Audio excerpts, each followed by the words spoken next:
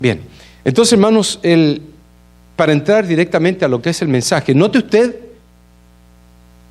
el título. El mensaje de Amós a Israel. Así que hermano, vamos a empezar con lo que es el mensaje. Y quiero continuar con lo que hablamos la semana pasada. Estuvimos hablando de Amós. ¿Se recuerdan quién era Amós? Amós era un granjero. Por cierto, aquí tenemos el trasfondo de toda la predicación. Dios envía al granjero llamado Amós a predicar o realmente a profetizar. Primero, Amós profetizó a las naciones de su alrededor. Luego, predicó o profetizó a su propio pueblo. El pueblo de él era el pueblo de Judá. Judá, como ustedes pueden recordar, estaba en la parte inferior de lo que hoy día es Canaán. Por la parte del sur, por la parte superior se encontraba Israel. Hermanos, ¿por qué tenemos del pueblo de Dios dos naciones? ¿Se ha preguntado usted por qué tenemos dos naciones? Porque que yo sepa, las únicas dos naciones que existen divididas fueron porque habían divisiones de entendimiento o porque estaban en desacuerdo, y entonces Alemania Occidental y Alemania Oriental se dividieron. Luego tenemos Corea también, que se dividió porque no pensaban de la misma forma. Y la palabra de Dios lo dice claramente: una casa, dice que no está de acuerdo, se divide, y no solamente se divide, sino que cae, se derrumba. Y la palabra de Dios pregunta precisamente en Amós: ¿andarán dos personas juntas si no se ponen de acuerdo? Hermanos, nos incumbe a nosotros. Dios envía a Amós, un granjero que cuidaba animales, plantaba árboles, y Dios le dice: sale de allí, te voy a enviar a la nación del norte que se llama Israel para que le profetices. Finalmente, este hombre fue a Israel y declara a Israel las palabras que Dios le había dado que le dijera. Estas fueron las más acusatorias y condenatorias palabras por causa del pecado de Israel. Amós habló acerca de las naciones alrededor, habló acerca de Judá, su propia tierra, pero cuando llegó a hablar de Israel, sus palabras eran acusatorias y condenatorias más que ningunas otras palabras. Hermanos, para poder entender bien qué hace un profeta, quién es un profeta, la profecía es una declaración de palabras de una persona elegida por Dios. Dios elige a una persona y le dice: yo te voy a entregar a ti estas palabras para que tú las declares a los demás. No son palabras propias. Comúnmente los profetas comenzaban diciendo: así ha dicho el Señor. Y esas palabras indicaban entonces de que las palabras no venían del hombre, sino que venían directamente de Dios. Hoy en día podemos tener profetas. No se ha quitado eso todavía. Esos son dones que el Señor ha dado. La gente calcula que hay 13 dones, 9 dones, dicen algunos. Yo los he contado todos los dones haciendo un estudio relativamente profundo en cuanto a los dones, y me he encontrado con 26 dones. Entre ellos se encuentra el don de la profecía. ¿Pero qué es la profecía? Y ahí es cuando tenemos problemas, tenemos equivocaciones, porque muchos piensan que la profecía es sencillamente hablar cosas, visiones o sueños. La profecía no era necesariamente declaraciones de visiones y de sueños solamente. Tampoco eran declaraciones de futuras revelaciones que Dios le daba a aquel individuo. Ahora vamos a entender lo que verdaderamente era una profecía de un profeta. Muchas veces consistía en la audacia, y yo puse esa palabra ahí exclusivamente, consistía en la audacia del profeta en enrostrar el pecado de algún individuo o el pecado del pueblo. Comprendemos entonces de que la profecía de parte de Dios para este hombre que eligió era que ese hombre tuviera la osadía, tuviera ese ánimo, ese desenfreno incluso de ir donde aquel individuo o aquel pueblo y enrostrarles el pecado. Y si eso se llega a ocurrir ahora, tenemos problemas. Se vacía la iglesia. Porque no tenemos, y me aplico yo esto a mí, muy a mí personalmente, no tenemos personas maduras en la fe. ¿Y cómo lo sé? Por las cosas que le he mencionado, las dos cosas que le mencioné. La asistencia y la fidelidad a Dios en cuanto a lo que mencioné anteriormente. Para poder entender bien lo que era un profeta, las profecías no eran declaraciones, o las profecías eran, declaraciones de osadía y atrevimiento y cruda honestidad que los profetas hablaban. Se ponían enfrente del rey, se ponían enfrente del pueblo, ¿y sabe dónde lo hacían? Lo hacían en la calle. Ellos no iban a la casa de la persona a sentarse a tomarse un café, a fumar un cigarrillo o a servirse una copa de licor y a decirle, mira, lo que dice el Señor para ti es esto. No, ellos se ponían en las plazas de las calles, en las plazas de las ciudades, en las calles donde había comercio, y los profetas comenzaban a hablar diciendo, así dice el Señor, y comenzaban sus profecías. Muchos eran apedreados, muchos eran rechazados, y los más temerosos escuchaban y los obedientes hacían caso. Ese era un profeta. Era como una corte divina donde el fiscal es el acusador, donde el fiscal presentaba los cargos del acusado, el jurado daba el veredicto de culpable o inocente, el juez declaraba la sentencia, lo que tenía que pagar, y el alguacil ejecutaba el castigo, sea muerte o sea la condena que tenía que pagar. Eso es, y eso era el trabajo de un profeta. Un profeta perfectamente pudiera existir en el día de hoy. Por eso cuando yo escucho a aquellas personas que dicen, bueno, viene la profetisa tanto y se pone a bailar y a cantar y a decir tonterías, es precisamente lo que la Biblia dice, que en los últimos tiempos muchos no sufrirán la sana doctrina y se irán por fábulas, cuentecitos, sacándole a la gente el dinero que tienen o aprovechándose de ellos. Y quizás de qué tipo de formas se aprovechan también. Eso no es un profeta. Un profeta es una persona como tú y como yo, que puede profesar la verdad, que no tiene pelos en la lengua y que no anda con rodeos. Un profeta es una persona que tiene la facultad de Dios y el permiso de Dios de ir y predicar el evangelio a toda criatura. ¿Y sabe qué? Le tengo noticias. Eso fue dicho por Dios ya. Id y predicar el evangelio a toda criatura. Espérense, los mando, dice, como a ovejas en medio de lobos. Así que no vamos, hermanos, a compartir con los lobos. Vamos a ir a predicarle la palabra, sintiendo los rugidos de algún león, y no me refiero al león de la tribu de Judá, sintiendo los rugidos del león que anda merodeando, buscando al más débil para hacerlo trizas. Y yo lo he visto con mis propios ojos, trizas.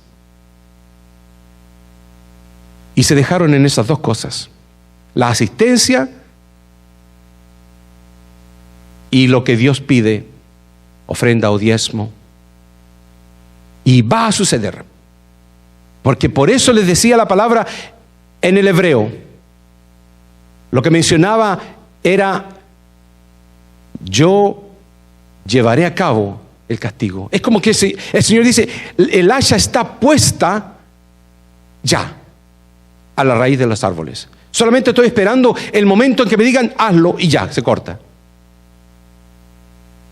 El libro de Amós le han llamado entonces el rugido del león. Leyendo acerca del rugido del león, lo lleva a cabo cuando va a agarrar una presa, cuando sabe que está seguro que la presa va a agarrarla Y al libro de Amós le llamaron el rugido del león. Amós 1:2 dice: Jehová rugirá desde Sión y dará su voz desde Jerusalén. ¿Dónde estaba Sión y dónde estaba Jerusalén? En el reino del sur. Dios quería hablar al reino del norte, pero también fue a hablarle a todas las naciones. Otra versión dice: ruge el Señor desde Sión, truena su voz desde Jerusalén. Dios comparaba la profecía de Amós con el rugido de un león y con el sonido o el estallido ensordecedor de un trueno. Él se comparaba su voz como el estallido ensordecedor de un trueno cuando hay tormenta. Comparaba su voz como el rugido de un león que está pronto a agarrar su presa. ¿Y sabe quién es la presa? Todos aquellos que no son obedientes a los estatutos de Dios. ¿Por qué ruge el león de la tribu de Judá? Esa pregunta me la hizo una hermana de nuestra iglesia el día martes. El pasado martes. Me dijo: pastor, ¿por qué ruge el león? ¿Por qué ruge el león? Hermanos, la pregunta es: ¿por qué la voz de Dios se escucha como el estallido de un trueno? ¿Sabe que los perros corren cuando hay truenos? Se esconden. Los gatos se asustan. Los pájaros saltan. Abren sus alas cuando hay truenos. Y los niños lloran.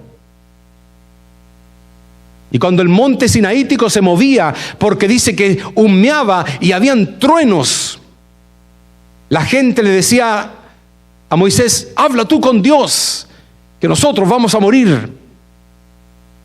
Y está claramente escrito que Dios hablaba con voz de trueno. ¿Cuándo es que nosotros como padres le llamamos la atención a los niños? Mi hijo, no se porte mal, las cosas no deben ser así. No, niño, te dije que no hicieras eso. Ven para acá ahora mismo, voy a conversar contigo. Pórtate bien. Y comenzamos rígidamente con voces de trueno, porque no viene nada bueno en cuanto a lo que le vamos a decir. Voz de alerta significa el rugido del león. Voz de alarma significa el trueno de la voz de Dios. Algo debían hacer el pueblo del norte. Por lo menos puse ahí: tener temor. Si no van a obedecer, pues allá ellos, pero por lo menos que tengan temor, porque las noticias que Dios le traía a través de Amós eran increíblemente malas. Les mostré de que Amós fue y le predicó a Damasco, a Gaza, a Tiro, a Edom, a Amón, a Moab, y también le habló a Judá. Pero ¿saben qué? Cuando llegó a hablarle a Israel, las cosas se pusieron increíblemente difíciles. Lo que le había dicho a las demás naciones, se lo dice también a ellos. Y comienza de la misma forma: así ha dicho Jehová, por 3 pecados de Israel y por el 4, no revocaré su castigo. Escuchen bien esto, hermanos. Porque cuando yo leía esta palabra, yo decía: es sorprendente. Porque Israel pensaba de que no les iba a tocar a ellos. Amós fue a hablar de Moab, de Amón, de Tiro y de todo lo demás. Y por fin habló de Judá, su propia tierra. Ellos dijeron: Dios no nos va a tocar a nosotros. Nosotros estamos bien. Pero lo último era lo más grande que venía.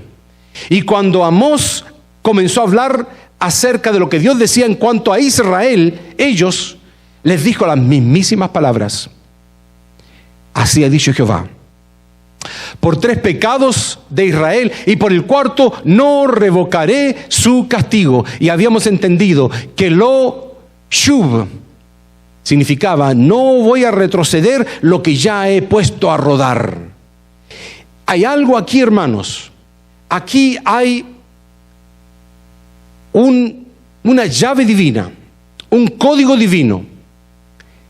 hay destrucción para cada uno de nosotros y del mundo entero, a no ser de que nosotros tengamos una transformación y un cambio. Por eso que la palabra de Dios lo dice en Juan 3:18. Dice que lo único que tiene que hacer una persona para perderse es no hacer nada, porque ya está condenado. El que no cree ya está condenado. No tiene que ir al juez y decirle: juez, ¿me vas a condenar? Ya está condenado. Cada persona que no conoce a Cristo está condenada a muerte eterna. Por eso que Cristo Jesús le dijo a aquel hombre que vino: deja enterrar a mi padre. Y Cristo le dijo: deja que los muertos entierren a sus propios muertos, porque para mí todos ellos están muertos. Hermanos, son zombies andando cualquier persona que rechaza a Jesús. Pero esto no fue dicho solamente a Israel. Así ha dicho Jehová por 3 pecados.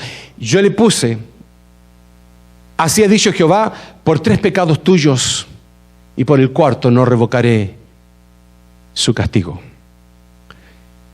Por 3 pecados nuestros. Por eso el título, hermanos. ¿El mensaje es para Amós o para mí? Entendamos bien la palabra de Dios. El mensaje fue dicho por Amós al pueblo de Israel, pero ¿por qué está escrito en la Biblia? ¿Y por qué la Biblia me dice escudriñar las Escrituras? ¿Y por qué la Biblia me dice seguid los mandamientos? ¿Por qué me dice obedeced? ¿Por qué me dice guardar mis estatutos? ¿Por qué? Así que debiéramos entender: por 3 pecados tuyos, por mis propios pecados, y por el 4º, Dios no va a revocar la condena. ¿Y cuáles son los pecados? Por lo menos los pecados de Israel. Venden al justo por ganancia. Eso lo leímos. Lo leyó el hermano frente a ustedes. Venden al justo por ganancia. El hombre que tiene la razón lo llevan a la corte y lo meten preso. Lo venden por ganancia, por dinero. Los abogados se venden. Eso estaba pasando en ese tiempo, como pasa ahora. Se vende la ley, se venden los abogados. Y a los pobres les sacan más provecho y se aprovechan de ellos también. Número 2, venden al pobre por un par de zapatos. ¿Sabe lo que significa eso? Significa que los que habían los prestamistas llevaban a los pobres a juicio porque les debían sandalias. No estamos hablando de zapatos italianos, no estamos hablando de zapatos de lujo. En ese tiempo, el que debía una sandalia lo llevaban preso. Y Dios miraba eso. Dios miraba de que se aprovechaban de los pobres, de los menesterosos se aprovechaban y los metían presos por un par de zapatos. Andan a patadas, decía Amós con ellos, andan a patadas con los desvalidos. ¿Sabe, hermanos? Tenemos unos cuantos hermanos aquí en la iglesia que andan en silla de ruedas. Entre ellos uno en particular, que siempre quiere conversar conmigo. Y anda en su silla de ruedas ahí con motora, porque la mueve y se va para todos lados. Viene otra señora también con una silla que tiene motor y se mueve. Y como que la gente los aparta a un lado. Como que fueran especiales. Como que no quieren acercarse a ellos. El pecado del pueblo de Israel era que andaban a patadas con los desvalidos, con los que no podían valerse por sí mismos. Le daban golpes. ¿Y sabe quién lo estaba viendo? Lo estaba viendo Dios. ¿Será pecado eso? Pues Dios lo anotó en los 10 pecados que le estoy mostrando, que nos dicen en la Biblia que Israel pecaba. 4, le hacen la vida imposible a los humildes. Aparte de que no tienen dinero, le hacen pagar esto y esto otro. Y le hacen pagar multa. Y le cobran por esto y esto otro. Y al final los humildes, los pobres, no logran salir del hueco por el aprovechamiento de los que tienen más. 5, padre e hijo abusan de la misma sirvienta. El papá y el hijo se tomaban a la sirvienta para aprovecharse sexualmente de ella. ¿Por qué? Era sirvienta. Un aprovechamiento social, psicológico, sexual. las ropas empeñadas no las devuelven. La palabra de Dios decía, en el Antiguo Testamento, decía de que cuando un pobre no tenía cómo pagar, él podía entregar su capa. Y entregaba la capa. Pero en la noche, escuchen bien, en la noche, aquel que tomó la capa tenía que devolvérsela al pobre, porque esa era la capa donde se tapaba. Y la palabra de Dios dice de que ellos utilizaban las ropas empeñadas y no las devolvían. Incluso la utilizaban para hacerse camas, para dormir, decía la palabra de Dios. Sigue diciendo, el vino de los multados se lo toman ellos. O sea, hasta de eso se aprovechaban. Se duermen en altares de cualquier ídolo. La palabra de Dios nos dice, se emborrachan en lugares de idolatría. Todo eso lo estaba llevando a cabo Israel. Y el último dice, profanan el santo nombre de Jehová. ¿Sabe? Cuando yo leí esos 10 pecados que Dios los mencionaba por nombre, detalladamente los entregaba, yo encontré algo muy interesante en estos 10 pecados de Israel. Y lo que encontré fue que se dividen en 2. Se dividen del 1 al 7. Y esos son pecados de injusticia, abuso y explotación del más débil. Y los últimos 3 son pecados que tienen que ver con liviandad y libertinaje espiritual. Note usted, ¿no nota algo interesante? 7 pecados que tienen que ver con el prójimo, andar abusando al más débil. Y 3 pecados que tienen que ver con la liviandad espiritual. Hace poco tiempo atrás hablábamos de que los números eran bíblicos. Y el 7, hermanos, el 7 es el número de completud. Implicando de que Dios mencionó 7 pecados. O sea, la totalidad, el pecado social ha llegado al colmo ante Dios, cumpliendo los 7 pecados capitales incluso. Y los 3 pecados, que es la tibieza espiritual, que también el número 3 implica completud, Padre, Hijo, Espíritu Santo, Trinidad. Son los 2 números que indican completud. El pecado de Israel había llegado hasta el colmo a los ojos de Dios.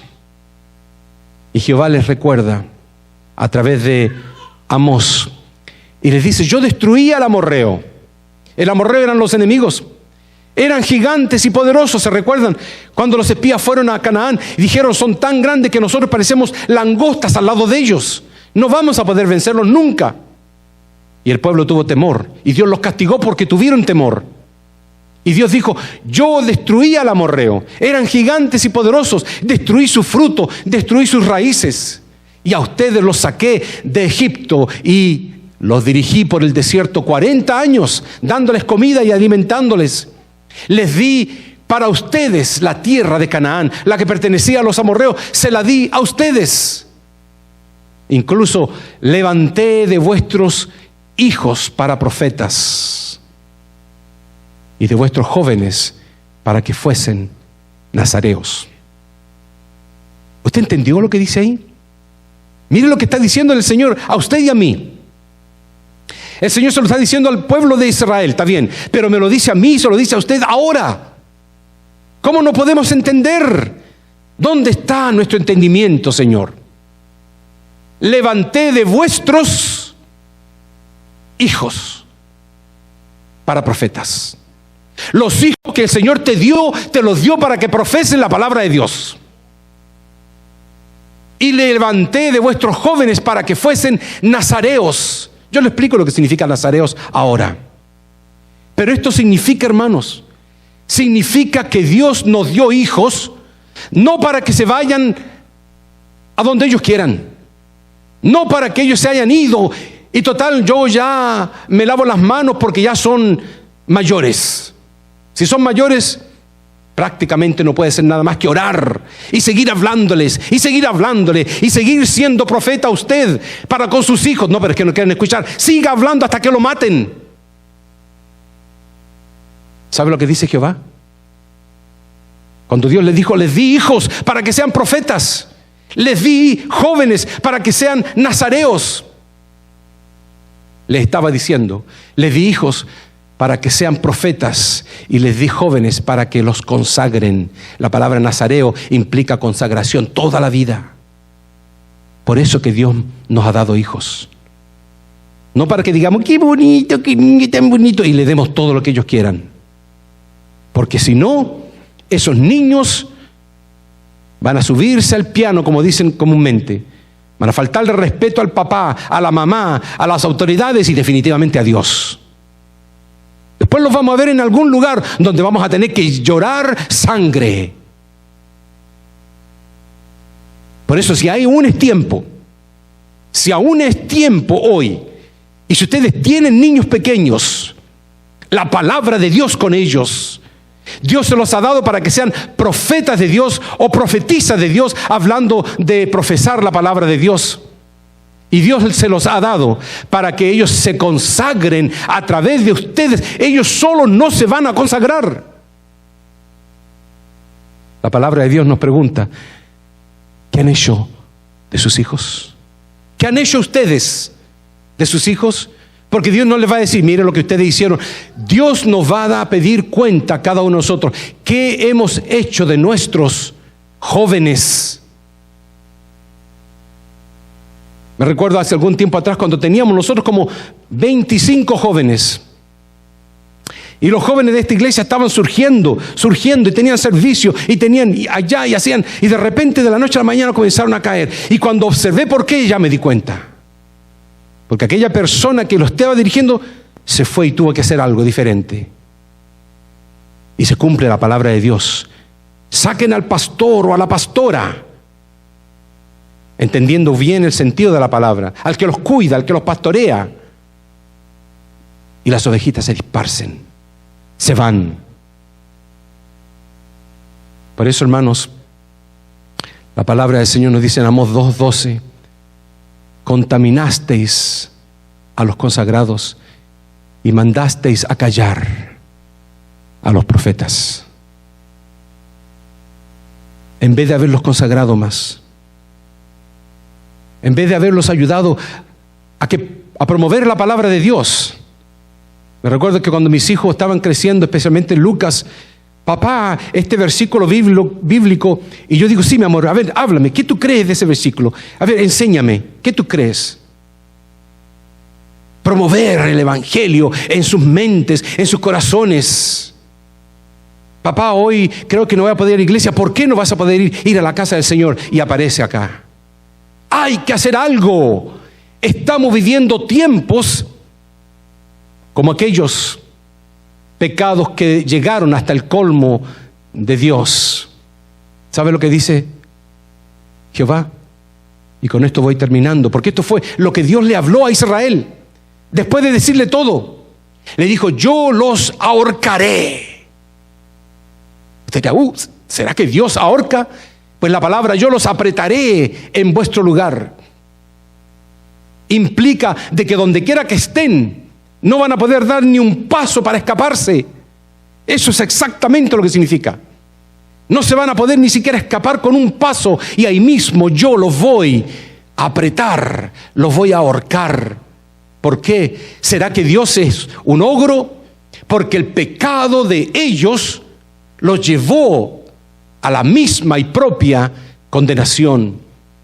El ligero no podrá huir, al fuerte no le ayudará su fuerza, ni el valiente librará su vida, ni el que maneja el arco no resistirá, ni escapará el rápido de pies, ni el que cabalga a caballo salvará su vida. Aún el más fuerte y valiente huirá desnudo. Valentía, fortaleza. Cuando pecamos y cuando Dios nos da la sentencia, no importa la valentía ni la fortaleza. No importa si mi apellido es Guerrero o si es de la alcurnia. No importa. No importa si canté mucho o si prediqué mucho. No vaya yo mismo a ser, como dice Pablo al final descalificado.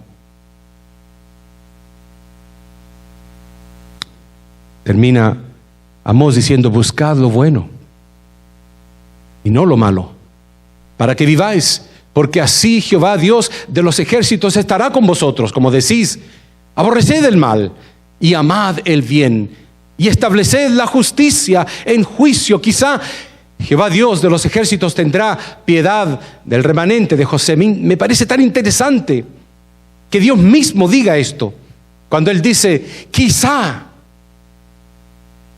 Otros le ponen una S a la palabra. Quizás Jehová de los ejércitos tendrá piedad. Quizás. Dependiendo nuestro cambio, nuestro arrepentimiento. ¿Qué quiere Dios? Corra la rectitud como las aguas y la justicia como impetuoso arroyo. Dios quiere esto. Dios quiere rectitud en tu vida, aquí en la iglesia, allá afuera, en tu casa, manejando donde quiera, en el teléfono, cuando texteas por el Messenger, o cuando mandas un mensaje de Facebook, o cuando escribes en el WhatsApp. Dios quiere que sea recto. Desecha el pecado, quita las necedades, pórtate como un cristiano redimido y lavado por la sangre de Jesús. Corra la rectitud como aguas y la justicia como impetuoso arroyo. Dice que Dios le muestra entonces algo a Amós. Y Jehová le pregunta y le dijo: ¿qué ves, Amós? Dije: una plomada de albañil. Y el Señor dijo: he aquí, yo pongo plomada de albañil en medio de mi pueblo. Dios pone plomada de albañil aquí en esta iglesia. Dios pone plomada de albañil en tu hogar. Dios pone plomada de albañil en tu corazón y en tu mente. Y si la plomada no está derecha, ya sabemos la respuesta de Dios. Que el Señor nos bendiga, hermanos. Vamos a ponernos de pie.